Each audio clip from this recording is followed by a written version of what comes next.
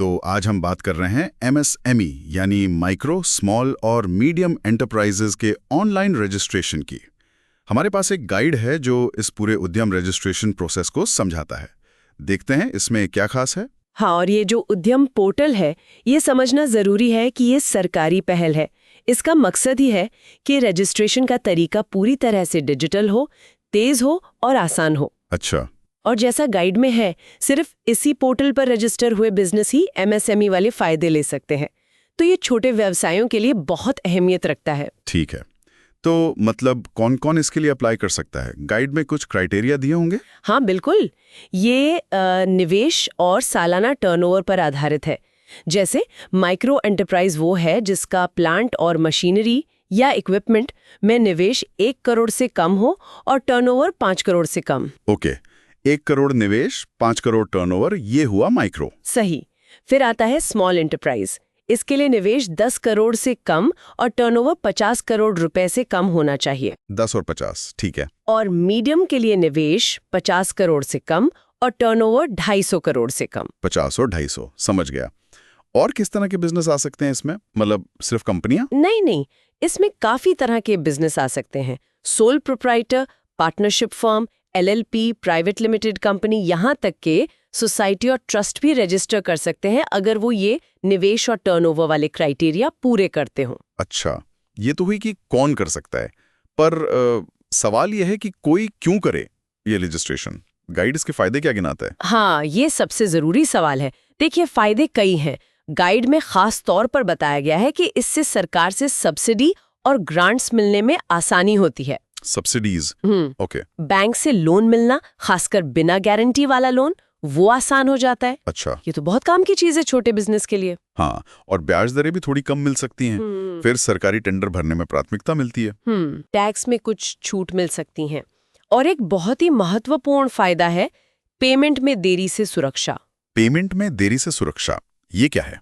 मतलब अगर आपने किसी को माल या सर्विस दी और वो पेमेंट करने में देर कर रहा है, तो एमएसएमई एक्ट के तहत आपको कुछ प्रोटेक्शन मिलती है। आप शिकायत कर सकते हैं। अरे वाह, ये तो वाकई बहुत बड़ा फायदा है। कैश फ्लो की दिक्कत तो रहती है। बिल्कुल।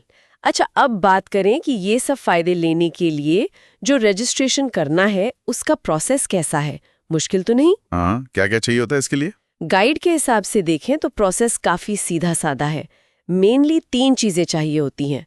एक तो जो बिजनेस का मालिक है उसका आधार नंबर। दूसरा? बिजनेस का या मालिक का पैन कार्ड। आधार और पैन, ठीक है।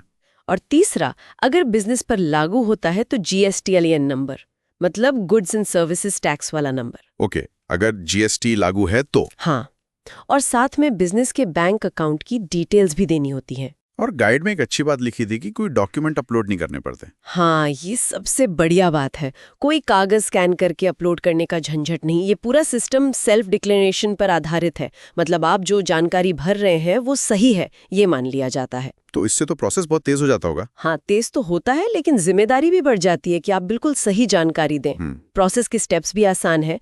आपको सरकारी उद्यम पोर्टल है, udyamregistration.gov.in, उस पर जाना है। ठीक है, ऑफिशियल पोर्टल पर। हाँ, ऑफिशियल पर ही। वहाँ नए उद्यमियों के लिए या फॉर न्यू एंटरप्रेन्योर्स जैसा ऑप्शन दिखेगा, उसे चुने।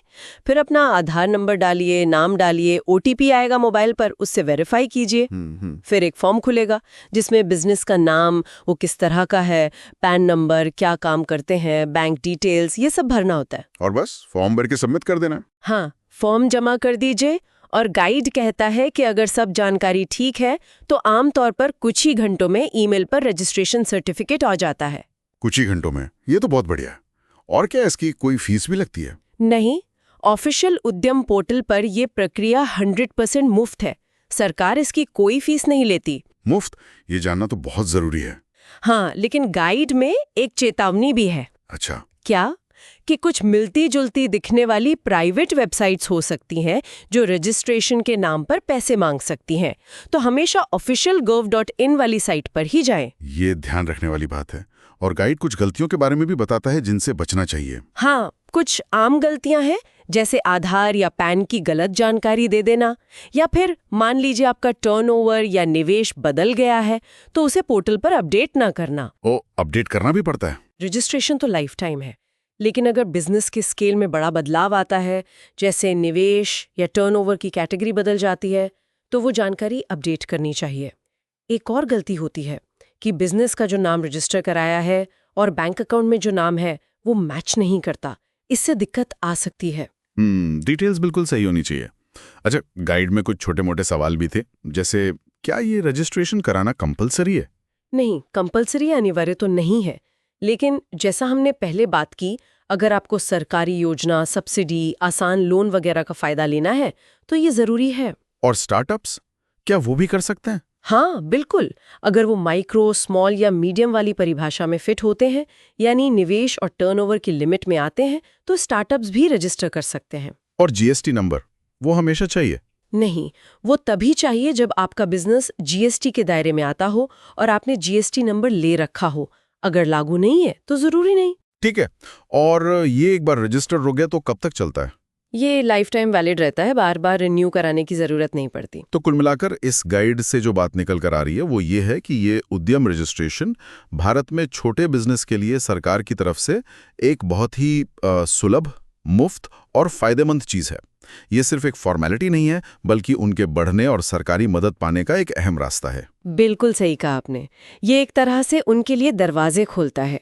और यहीं पर एक सवाल मन में आता है जिसके बारे में शायद आगे सोचना चाहिए। हाँ, कि ठीक है, रजिस्ट्रेशन हो गया, अब इसके बाद इन व्यवसायों के लिए अगला कदम क्या हो? वो इन फायदों का सही मायने में असरदार तरीके से इस्तेमाल कैसे करें? और आगे चलकर उनके सामने क्या नई चुनौतियां या मौके आ सकते हैं?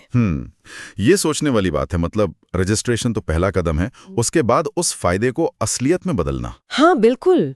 ये शायद आगे की बातचीत का एक विषय हो सकता है।